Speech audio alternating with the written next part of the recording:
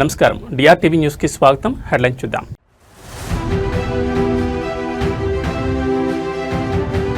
శ్రీవారి ఆలయ విస్తరణ పనులకు సీఎం చంద్రబాబు శంకుస్థాపన.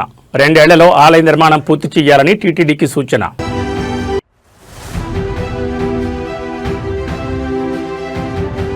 గ్రూప్ 2 ర్యాంకర్లకు హైకోర్టులో బిగ్ రిలీఫ్. డివిజన్ బెంచ్ సంచలన ఆదేశాలు.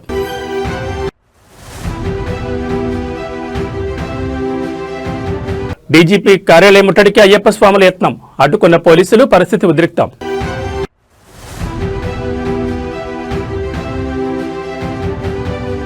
శ్రీవారి లడ్డు నెయ్యి వివాదంపై స్పందించిన వైవి సుబ్బారెడ్డి. పాలిగ్రాఫ్ పరీక్షకు తాను సిద్ధంగా ఉన్నానని స్పష్టీకరణ. ఇక డీటెయిల్స్ చూస్తే అమరావతి రాజధాని వెంకటాపురంలో శ్రీ వెంకటేశ్వర స్వామి ఆలయ విస్తరణ పనులకు సీఎం చంద్రబాబు శంకుస్థాపన చేశారు. ఈ సందర్భంగా ఆయన మాట్లాడుతూ అమరావతి పేరు పెట్టాలని వెంకటేశ్వర స్వామి సంకల్పం ఇచ్చారు. శ్రీవారి ఆలయంలో సామాన్య భక్తునిగానే ఉంటాను అన్నారు. కృష్ణానది తీరంలో శ్రీ వెంకటేశ్వర స్వామి ఆలయం నిర్మాణం చేశాం. దేవతల రాజధాని అమరావతిలానే మన ఆంధ్రప్రదేశ్ రాజధాని అమరావతి కూడా ఉంటుంది. 2003లో క్లైంబర్ మెయిన్స్ పెట్టిన నాకు ప్రాణభిక్ష పెట్టిన స్వామి శ్రీ వెంకటేశ్వరుడు. ఇక్కడ ఏ తప్పు జరగనీయను. తప్పు చేసిన వారిని వెంకటేశ్వరుడు వదిలిపెట్టడు. గత ప్రభుత్వం విధ్వంసం చేసింది. అమరావతి రైతులకు నరకం చూపించారు. అమరావతి నుంచి దేవాలయం అనే పాదయాత్ర చేశారని సీఎం చంద్రబాబు పేర్కొన్నారు. అయితే రైతులను అభినందిస్తున్నా, ఇక్కడ ప్రాంతాన్ని కాపాడమని దేవుణ్ణి కోరుతున్నానని ముఖ్యమంత్రి చంద్రబాబు తెలిపారు. 240 కోట్ల రూపాయలతో తిరుమలలో వెంకటేశ్వర స్వామి దేవాలయం ఉంటుందో అలాగే అమరావతిలో దేవాలయం నిర్మాణం చేపడతారు. ఎన్టీఆర్ అన్నదానం ప్రారంభిస్తే నేను ప్రాణదానం ప్రారంభించా. మన అందరినీ దీవించాలని వెంకటేశ్వర స్వామిని కోరుకుంటున్నానని చంద్రబాబు చెప్పుకొచ్చారు.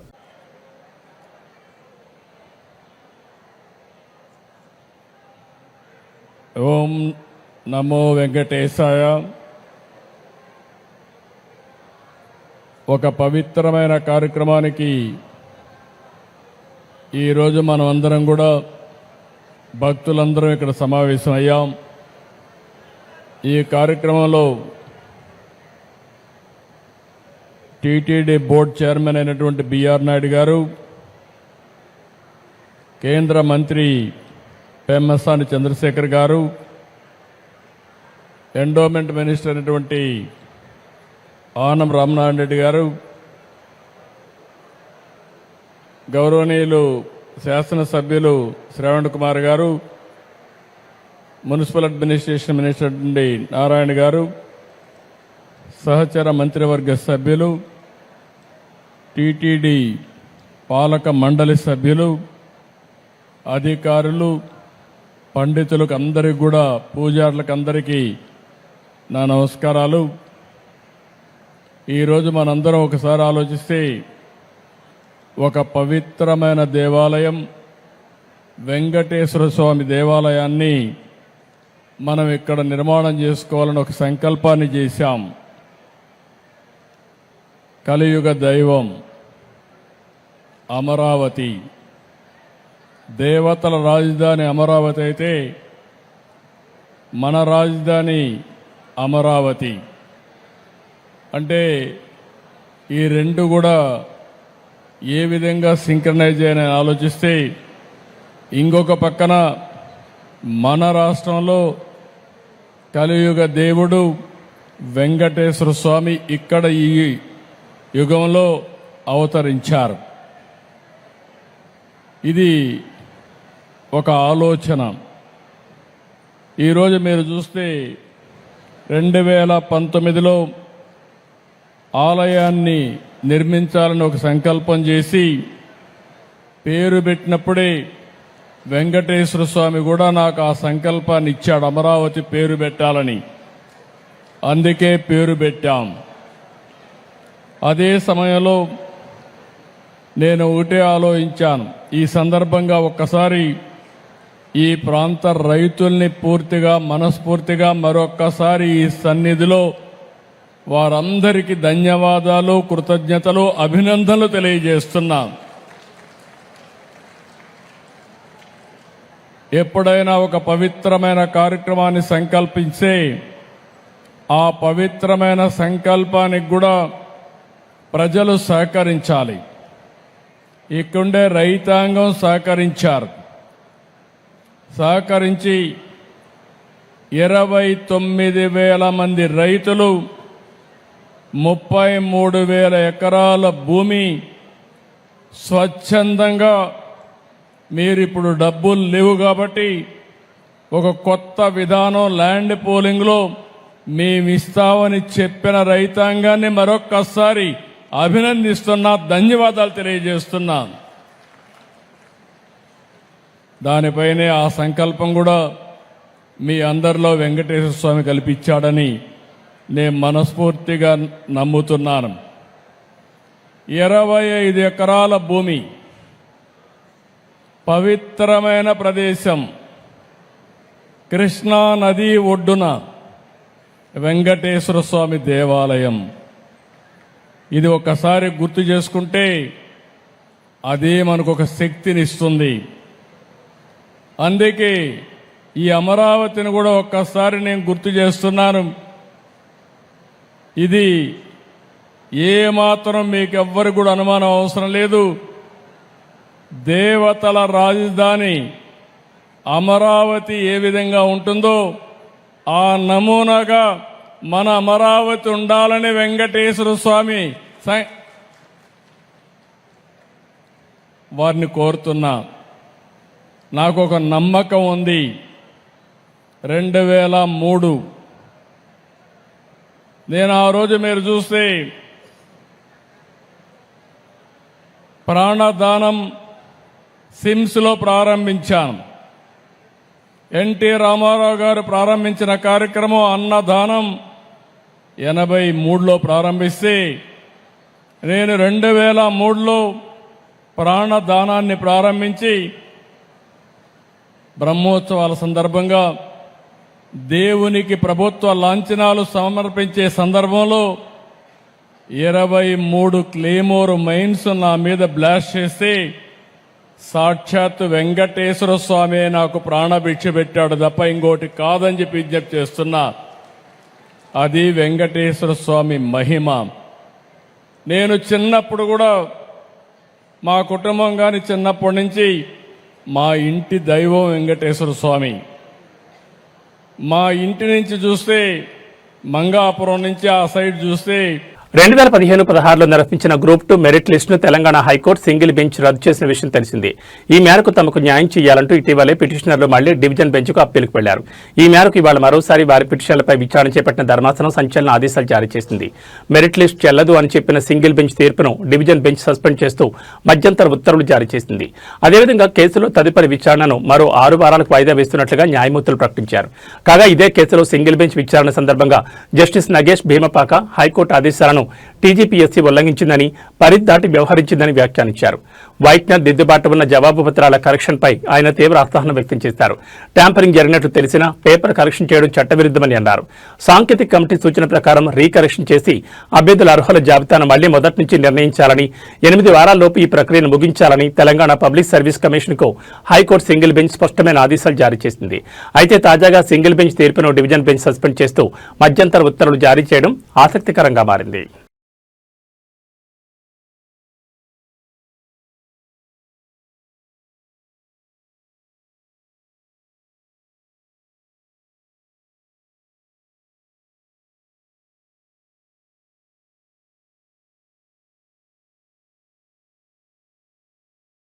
వైఎస్ఆర్సీపీ అధినేత మాజీ ముఖ్యమంత్రి వైఎస్ జగన్ పులివెందుల పర్యటన ముగిసింది. 3 రోజుల పాటు సొంత నియోజకవర్గంలో ప్రజా దర్బార్ నిర్వహించడంతో పాటు పలు కార్యక్రమాల్లో పాల్గొన్నారు.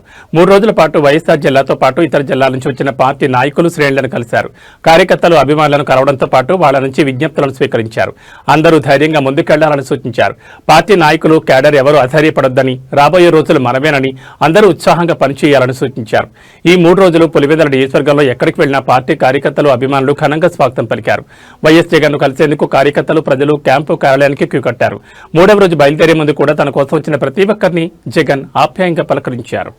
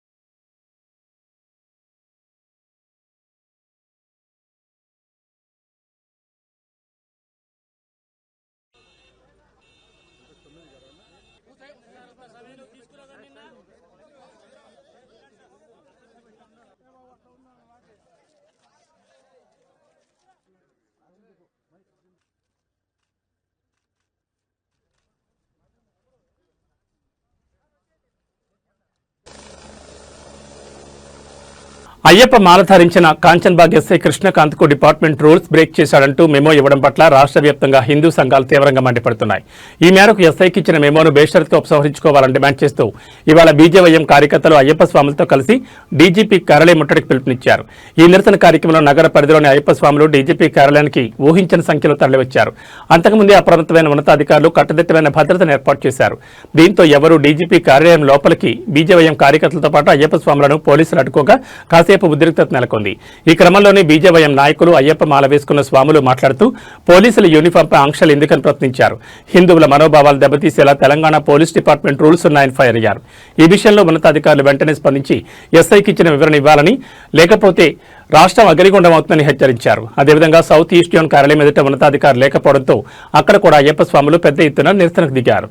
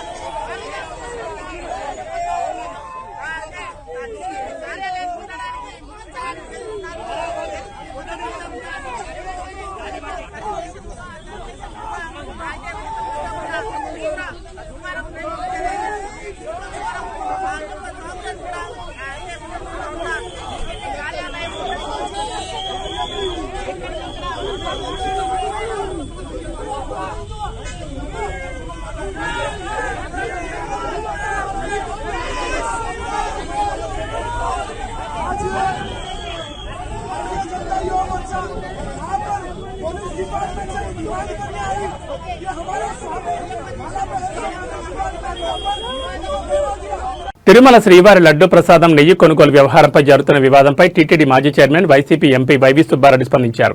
ఈ విషయంలో తనపై వస్తున్న ఆరోపణలపై ఎలాంటి విచారణకైనా సిద్ధమని, అవసరమైతే పాలిగ్రాఫ్ పరీక్ష కూడా సిద్ధంగా ఉన్నానని ఆయన స్పష్టం చేశారు. ఇవాళ ఢిల్లీలో మీడియాతో మాట్లాడిన ఆయన సిట్ దర్యాప్తును కేవలం 2019-2024 మధ్య కాలానికి ఎందుకు పరిమితం చేస్తున్నారని ప్రశ్నించారు. అంతకుముందు జరిగిన కొనుగోళ్లపై కూడా విచారణ జరపాలని డిమాండ్ చేశారు. తాను టీటీడీ చైర్మన్ గా ఉన్నప్పుడు ఆలయ ప్రతిష్టను పెంచేందుకే పనిచేశానని, దేవుడి విషయంలో ఎలాంటి తప్పు చేయలేదని సుబ్బారెడ్డి అన్నారు.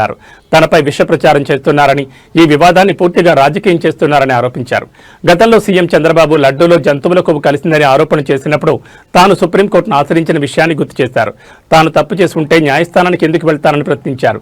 సిట్ దర్యాప్తు జరుగుతున్న సమయంలోనే కల్తీ నెయ్యితో లడ్డూలు తయారు చేశారని మీడియాలో కథనాలు రావడం దురదృష్టకరమని వైవి సుబ్బారెడ్డి అన్నారు. నెయ్యి ట్యాంకర్లను క్షుణ్ణంగా పరిశీలించి ల్యాబ్ టెస్టుల తర్వాతే వినియోగించామని వివరించారు. ఈ విషయంలో మీడియా సంయమనం పాటించాలని సూచించారు. Tirumala, the sacred abode of Sri Lord Venkateswara Swami and the spiritual anchor for crores of Hindu devotees spread all over the world, is today being dragged into political battles. Over the past few months, a calculated misinformation campaign has targeted about the Laddu Prasadams, alleging the use of altered ghee, without any laboratory proof or official confirmation. The SIT inquiry ordered by the Honorable Supreme Court is still underway, yet the selective leaks and speculative figures are being circulated, damaging TTD's reputation and deeply hurting the sentiments of devotees spread over all over the world. When claims first emerged with animal fat was being mixed in the prasadam, it was stated none other than the Chief Minister, Mr. Chandrababu Naidu, saying that during YSR Congress Party regime, in preparation of laddus, instead of cow ghee, animal fat is used. I immediately, because it went to viral and it is affecting the sentiments of the crores of the devotees. So I immediately filed a writ petition in the public interest before the Honorable Supreme Court. Because protecting the Tirumala sanctity is a sacred responsibility. If I were guilty, why would I approach the Supreme Court myself? The Honorable Supreme Court has already cautioned political parties not to drag Tirumala into partition narratives. Yet that warning continues to be ignored. Since SIT investigation going on, even today there is no clarity on two basic issues. One, did the suspected ghee tankers were ever enter into preparation of laddu prasadams, which were supplied in June 24, as claimed by them? And was the animal fat were present or not in that 4 tankers? That not yet clarified by the SIT. The system is, every ghee tanker enters prasadam preparation undergoes mandatory TTD lab testing, and non-compliant tankers are rejected. This procedure was followed both during Chandrababu regime, that is 2014 to 19, and 19 to 24 during YSR Congress Party regime. If that is the case, how could altered ghee enter production into preparation of laddus? TTD itself had earlier stated that suspicious tankers were rejected and never used. Yet contradictory statements are now being circulated, creating deliberate confusion in the minds of devotees. It is a SIT remand report submitted in court. The said altered ghee supplied by Bole Baba Organic Dairy Private Limited, Bhaganpur to TTD through Vaishnava Dairy Specialties Private Limited and AR Dairy Food Private Limited were utilized for preparation of sacred prasadams of Lord Venkateswara Swami. Further, the altered ghee in rejected 4 tankers, this is important, the altered ghee in rejected 4 tankers of AR Dairy Food Private Limited were supplied to TTD in the supply orders of Sri Vaishnava Devi Specialties Private Limited, releasing scientific lab reports. This has enabled misleading headlines claiming that 20 crore laddus were altered between 2019 and 2024 without any evidence. This is incorrect. It is misinformation. It is the SIT that is meant to disclose the findings of the investigation.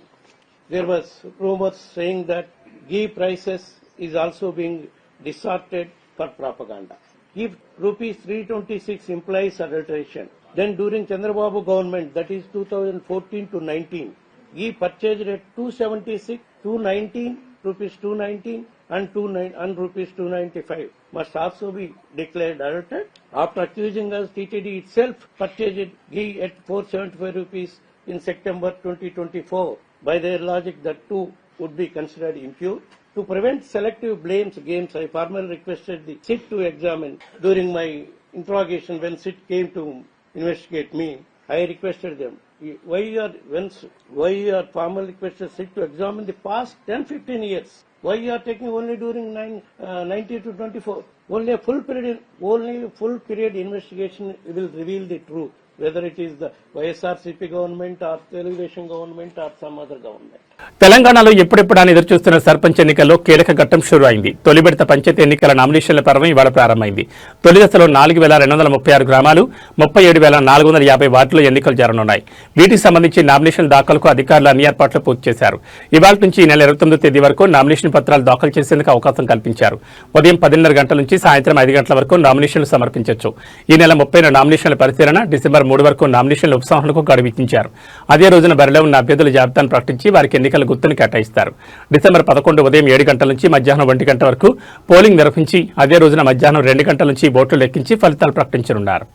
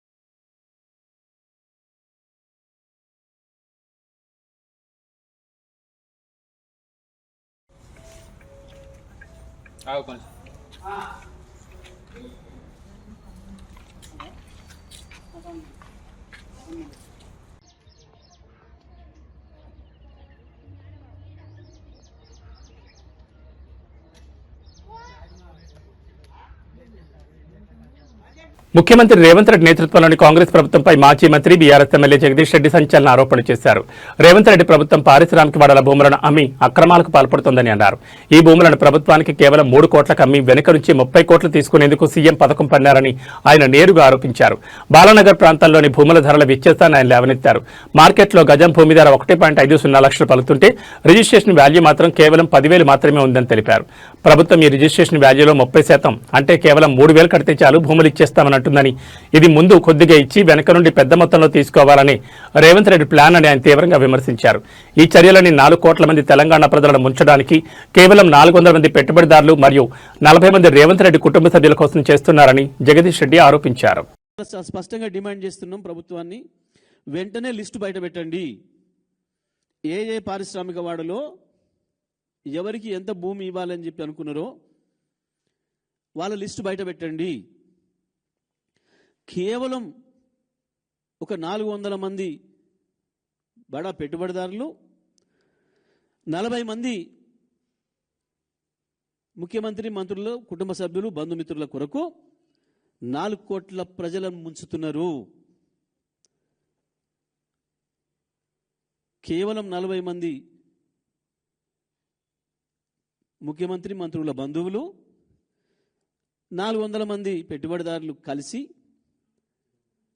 5 లక్షల కోట్ల తెలంగాణ ప్రజల ఆస్తిని, 4 కోట్ల తెలంగాణ ప్రజల ఆస్తిని పంచుకోవడానికి తెరదీసిన కుట్ర ఈ హిల్ట్ పాలసీ.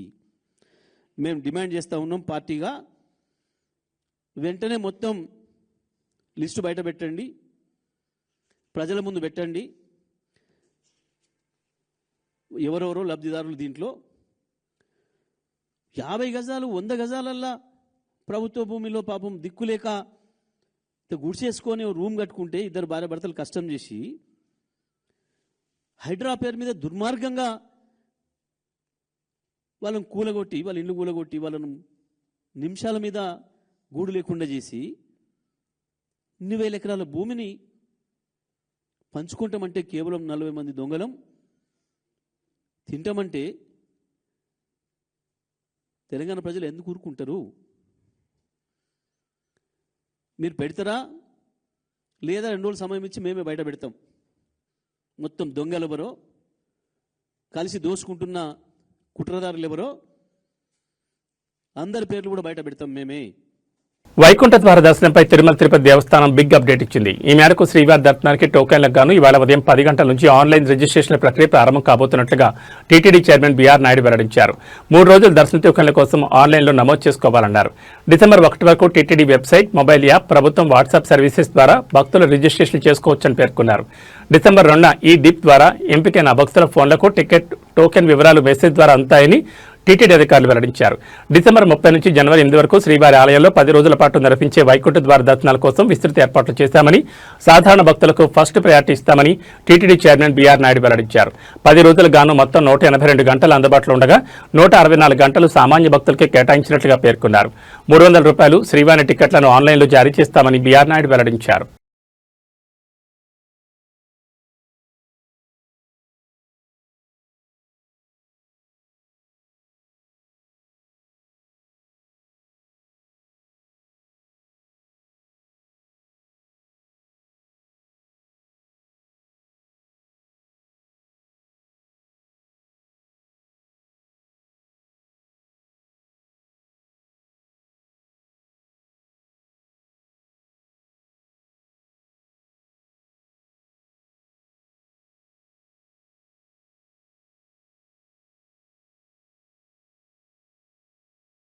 ఇటీవల కాలంలో చిన్న చిన్న గొడవలకే ఆత్మహత్య చేసుకుని ప్రాణాలు తీసుకుంటున్న ఘటనలు చోటు చేసుకుంటున్నాయి. ఏ సమస్యకైనా పరిష్కారం ఉంటుంది, కానీ ఆలోచించకుండానే ఆవేశంలో ప్రాణాలు తీసుకుంటున్నారు.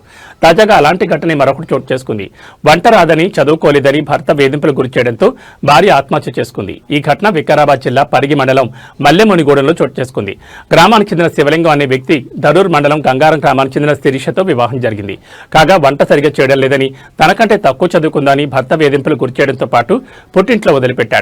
తర్వాత రోజు ఫోన్ చేయగా నువ్వు నాకు అక్కర్లేదు, అక్కడే చావు అంటూ దూషించడంతో వేధింపులతో విసిగిపోయి శిరీష ఆత్మహత్య చేసుకుంది. భర్త వేధింపుల కారణంగా తమ కూతురు ఆత్మహత్య చేసుకుందని శిరీష తల్లిదండ్రులు పోలీసులకు ఫిర్యాదు చేశారు. అతడిపై కఠిన చర్యలు తీసుకోవాలని డిమాండ్ చేస్తున్నారు.